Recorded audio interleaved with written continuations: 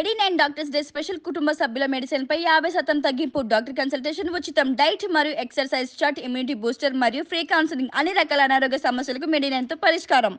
అంటే ఒక రకంగా చెప్పాలంటే తన రైటింగ్స్ తోటి ఇప్పుడు సర్దార్ రైటింగ్ పాపారాయుడు అదే చెప్పబోతున్నా. బొబ్బిలి పులిలో ఉన్నటువంటి ఆ డైలాగ్స్ అదే కానివ్వండి, ఆ చెప్తున్నా. సన్నివేశాలు కానివ్వండి, అంతకంటే విషయం ఏంటంటేనండి, ఆ, మనుషులంతా ఒకటి. అసలు ఫస్ట్ పిక్చర్ రామారావు గారితో మనుషులంతా ఒకటి చేశారు ఆయన. దాసరి గారు దాసరి వాళ్ళ గారు. కాంబినేషన్ వచ్చినప్పుడు ఫస్ట్ కామెడీ ఫస్ట్ పిక్చర్. ఎంచేత ఆయన పెద్ద ఆర్టిస్టుల జోలికి వెళ్ళాల బిగినింగ్ నుంచి. 12 సినిమాలు తాత మనవడి నుంచి ఆయన అన్ని తాత కూడా మనవడి నుంచి స్వర్గం నరకం వరకు, రాధమ్మ పెళ్లి రాధం పెళ్లి, ఈ ఎవరికి వారు ఏమన్నా తీరే, భారతంలో ఒక అమ్మాయి, చిల్లరకొచ్చి, ఇవన్నీ చిన్న సినిమాలే, చిన్న ఆర్టిస్టులు. ముద్దబంతి పువ్వు, ముద్దబంతి పువ్వు, ముద్దబంతి పువ్వు తర్వాత అదో చరిత్ర వేరే. ఆ, ఈ బొబ్బులు ఈ రామారావు గారితో రాజేంద్ర కుమార్ గారిని ఆర్ట్ డైరెక్టర్. ఉమ్, ఆర్ట్ డైరెక్టర్ ఆయనకు మాతృమూర్తి అని అయ్యన్ మూర్తి గారి డైరెక్షన్లో జరిగితే మీకు తెలిసే ఉంటుంది. అవును. అయ్యన్ మూర్తి గారు డైరెక్టరు. ఉమ్, కానీ ఆయనకు అనారోగ్యం వచ్చినప్పుడు ఈయన ఫినిష్ చేశారు గురువు గారు, ఓకే. మాతృమూర్తి సినిమా. మాతృమూర్తికి. అప్పుడే నీకు నేను సినిమా, మన ఇద్దరం కలిసి సినిమా చేద్దామని చెప్పి ఆర్ట్ డైరెక్టర్ రాజేంద్ర కుమార్ గారు దాసరి గారికి ఆఫర్ ఇచ్చారు. ఆ తర్వాత ఈయన వేరే పని చేయటం, రైటర్గా మారిపోవటం, ఇదంతా అయిపోయిన తర్వాత ఇప్పుడు రామారావు గారి దగ్గరికి వెళ్ళి డేట్లు అడిగాడు ఆయన. ఉమ్, ఎవరు? రాజేంద్ర కుమార్ గారు. రాజేంద్ర కుమార్ గారు నాకు దాసనారాయణరావు గారు నాకు అప్పటికి తాతమ్మనుడు హిట్ అయిపోయింది. ఉమ్, తాతమ్మనుడు 4-5 పిక్చర్లు హిట్ అయిపోయినాయి. డేట్లు తీసుకున్నారు. డేట్లు తీసుకుంటే రామారావు గారితో చేసే సినిమా ఎలా ఉండే, అప్పుడంతా డిఫరెంట్ థింకింగ్గా ఉండేది కదా ఈయన. ఉమ్, అంచేత దున్నేవాడిదే భూమి అనే కాన్సెప్ట్ తోటి, ఉమ్. అంచేత జమీందారులు ఎలా వీళ్ళని పీడితుల్ని ఎలా ఇచ్చేస్తున్నారో, జనాలు ఎట్లా ఇబ్బంది పెట్టేవాళ్ళు, ఎట్లా పీడించేవాళ్ళు, వాళ్ళు అంచేత వాళ్ళ అజమాయిషి ఎలా చెల్లించేవాళ్ళు, భూస్వాముల దురహంకారం ఎలా ఉండేది, అహంకారం ఎలా ఉండేది అనేది దాని మీద చేశారు. మీ ఫైండ్ అవుట్, మీకు గుర్తుందో లేదో, దాంట్లో ఒక డ్యూయట్ కూడా ఉండదు. రామారావు గారితో ఒక మాస్ హీరోతో డ్యూయట్ లేకుండా చేయటం అనే సాహసం. ఆ సాహసం చేసిన వ్యక్తి దాసనారాయణ గారు ఫస్ట్ టైం. లేదంటే జనరల్గా మాస్ పిక్చర్లు, మసాలా సాంగ్స్ తోటి, ఒక ఐటమ్ సాంగ్స్ తోటి చేసేవాళ్ళు. కానీ చేయలే. మంజుల గారితో లేదు ఆయనకి. మంజుల గారు డ్యూయట్ లేదు. ఓకే. ఆయన పొగుడుతూ స్టేజ్ డ్రామా అది, నిన్నే పెళ్ళాడతా అని, నాట్ ఏ డ్యూయట్. మీరు రికలెక్ట్ చేసుకోండి ఒకసారి. ఈయన ఒక స్టేజ్ డ్రామాకి వెళ్తే, ఒకరేమో జమున పెద్ద ఆయనకి, జమునేమో అటాక్, అవును, టగ్ ఆఫ్ వారు. అప్పుడు మంగమ్మ శాపథం తర్వాత మళ్ళీ అలాంటి క్యారెక్టర్ సేమ్ అలాంటి క్యారెక్టరే అదే అండి. అంచేత ఆ డైలాగులు, రైతుల గురించి ఆయన రాసిన డైలాగులు, ఇవన్నీ రామారావు గారిలో అక్కడి నుంచి ఒక ఇది స్టార్ట్ అయింది ఆయనకి. అంటే గురువు గారి డైలాగ్స్ పట్ల ఒక రూపం అనేది మొదలవుతా ఉంది. మొదలు స్టార్ట్ అయింది అక్కడ. బీజం పడింది అక్కడ. మనుషులంతా ఒకటేలో పడింది. ఎందుకంటే ఒక రామారావు గారు డైలాగు ఎలా చెప్తారో పౌరాణికాల వరకు బాగా ఇది కదా. ఇప్పుడు సోషల్లో కూడా అంత ప్రజలకి నచ్చే విధంగా, ప్రజల కోసం పోరాడే ఇదిగా చాలా సినిమాలు కథానాయకుడు ఇవన్నీ వచ్చినా కూడా ఈ టైప్ ఆఫ్ డైలాగులు, నువ్వు విత్తు నాటావా, కట్టబొమ్మని చెప్పినట్టు, నారు పోసావా, నీరు పోసావా అని తాతగారిని అడుగుతాడే, ఇవన్నీ కూడా బాగా రామారావు గారిని ఆయన మెదడుని ఇచ్చేదంటే. కట్టబ్రహ్మంలో డైలాగ్ చూసారా, నారు పోసావా, నీరు పోసావా, విత్తు పోసావా, అది అలాంటి డైలాగులు పడిన తర్వాత ఒకసారి విపరీతంగా అప్లాజ్ వచ్చేసింది మనుషులంతా ఒకటి. ఏది వితౌట్ డ్యూయట్. తర్వాత అనుభవించు రాజా ఆ పాట, ఆ అహంకారం అది ప్రదర్శించడం, ఇది అయిన తర్వాత అక్కడి నుంచి విశ్వరూపం కూడా ఒక మీరు మొదటి సినిమా విశ్వరూపమా? విశ్వరూపం. రామారావు గారికి గురువు గారి దగ్గర పనిచేసిన మొదటి సినిమా విశ్వరూపం. తర్వాత సర్కస్ రాముడు తర్వాత లాస్ట్ బొబ్బులి పులి. సర్దార్ పాపారాయుడు నేను కాదు, మీరు చేయలేదు? నేను చేయలే. నేను బొబ్బులి పులి చేస్తుంటే సర్కార్ సైమిల్టేనియస్గా వేరే రావణబాబు చేస్తాడు. అది. సో అట్లా దాసరి గారి యొక్క రైటింగ్స్ ఆయన ప్రభావితం చేశాయి.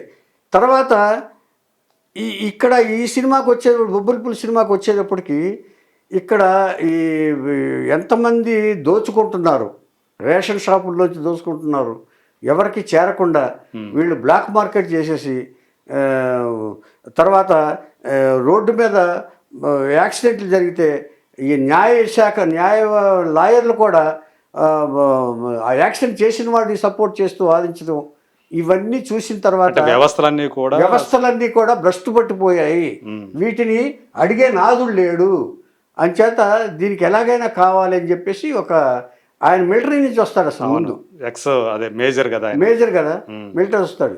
ఇవన్నీ మైండ్లో పడిపోయినాయి ఆయనకి. అక్కడేమో దేశభక్తి పడింది సర్దార్ పాపారాయుడు, దేశభక్తి, దేశం కోసం దేశాన్ని దోచుకుంటున్నారు వీళ్ళు ముగ్గురు, వీళ్ళు బ్రిటిష్ వాళ్ళు పోయినా కానీ ఇంకా వీళ్ళు పోలేదని అది అక్కడ పడింది. ఆ సబ్జెక్ట్స్ చూడండి ఒకసారి. ఇక్కడేమో బొబ్బిలిపుల్లోనేమో ఈ సొసైటీలో బాగా జరిగే అన్యాయాలు, పేదవాళ్ళకి రేషన్ ఇవ్వకపోవటం, మనవాళ్ళు దోచుకుంటున్నారు, ఇవన్నిటిని ప్రక్షాళన చేయాలి అనేది ఆయన చేసి లా వ్యవస్థని, లాయర్ని, ఇన్స్పెక్టర్, న్యాయ వ్యవస్థని, ఈ పోలీస్ శాఖని, చట్టాన్ని వీళ్ళందరినీ, ఈ రేషన్ షాపులు దోచుకునే వాళ్ళందరినీ మట్టు పెట్టి అప్పుడు కోర్టుకు వెళ్తాడు ఆయన. మీరు ఎప్పుడన్నా రామారావు గారితో ఇప్పుడు పర్సనల్గా మాట్లాడటం? అయ్యయ్యో, పర్సనాలిటీ అంటే చాలా ఇష్టం ఆయనకి. అవునా? అబ్బో, ఎందుకంటే ఆయనతో ఎక్కువ నేను బొబ్బిలిపుల్లో నేను సెకండ్ యూనిట్ చేసేవాడిని. గురువుగారు ఒక పక్కన యూనిట్ అయితే, పైగా నేనేమో కొంచెం స్ట్రైట్ ఫార్వర్డ్గా ఉండేవాడిని. అది నచ్చింది ఆయనకి, రామారావు గారికి. కొంతమంది చెప్తూ ఉండేవాడు, any day he may call you for the direction అనేవాడు కూడా అనేవాళ్ళు అప్పట్లో. అంటే అది విన్నాను నేను, రైటర్ చెప్పేవాడు, ధర్మరాజు అని రైటర్ ఉండేవాడు. అది అంటే బాగా ఇంప్రెషన్ అని. తర్వాత డబ్బింగ్ చెప్పడానికి వెళ్ళినప్పుడు నన్ను స్పెషల్గా పరిచయం చేశారు ఆయన, హరికృష్ణ గారికి వాళ్ళకి. నందహరిశ్చంద్రరావు గారు మన కోసం వచ్చారు డబ్బింగ్ వాటికి. ఆయన మేనిఫెస్టో రాసినప్పుడు నా పెన్ను తీసుకుని రాయటం, ఇదంతా ఈ అనుభవాలు ఉన్నాయి. ఎవరికి ఇవ్వలేదు ఆయనకి, ఎవరికి ఆయన కాఫీ ఎవరు, నాకు ఒక్కడికే ఇచ్చారు. ఆయన కాఫీ తాగుతారు బ్రదర్ని అడిగారు, ఎవరిని అడగరు. ఎందుకంటే పార్టీ మేనిఫెస్టో రాయడానికి మీ పెన్ను అది తీసుకున్నారా? కాదు, ఆ పెన్ను రాస్తూ డబ్బింగ్ చెప్తూ రాస్తున్నారు, గుర్తుకొచ్చిన పాయింట్ల్లో రాస్తున్నారు. ఓకే, అంటే నేను గొప్పగా చెప్పుకోవాలి, అది ఆయన గొప్ప కాదు, ఇదేదో గొప్ప విషయం కాదు. అప్పుడు పెన్ను అయిపోతే నేను పెన్ను ఇచ్చాను అప్పుడు డబ్బింగ్ థియేటర్లో. డబ్బింగ్ చెప్పడానికి వెళ్ళినప్పుడు హైదరాబాద్ వెళ్ళాను, రామకృష్ణ స్టూడియోస్. అది ఒక అంటే నాకు చిన్నదైనా సరే మనకి చాలా చిన్నదైనా అంటే మనకి గొప్ప, ఆయనకు కాదు. నేను చెప్పే విషయం ఏంటంటే నేను గొప్ప అని చెప్పడం కాదు, ఇప్పుడు ఇవాళ తలుచుకుంటే ఉపయోగపడ్డాను కదా అనే ఒక సంతోషం, సంతృప్తి. అంటే ఆ రోజుకి అది దాని అనుభూతి తెలియకపోవచ్చు, కానీ తర్వాత కాలంలో అలాంటి మరి రాజకీయ 9 నెలలు ఎవరో సార్ అది వచ్చినప్పుడు. ఇప్పుడు గొప్పతనాలు ఎప్పుడు మరుగున పడిపోతాయంటారు చూసారు. ఇప్పుడు పురాతన వస్తు పరిశోధనలాగా ఈ గొప్పతనాలన్నింటినీ వీళ్ళు మర్చిపోతారు సార్ చాలా. ఇచ్చైతే 9 నెలలు ఆయన రోడ్డు మీద నిజమైన రాజకీయ నాయకుడు అంటే ఆయన రామారావు గారు సార్. ప్రజలకు నిజంగా సేవ చేయాలనుకున్నవాడు ఎవరైనా ఉంటే ప్రజల గురించి ఆలోచించి రామారావు గారే.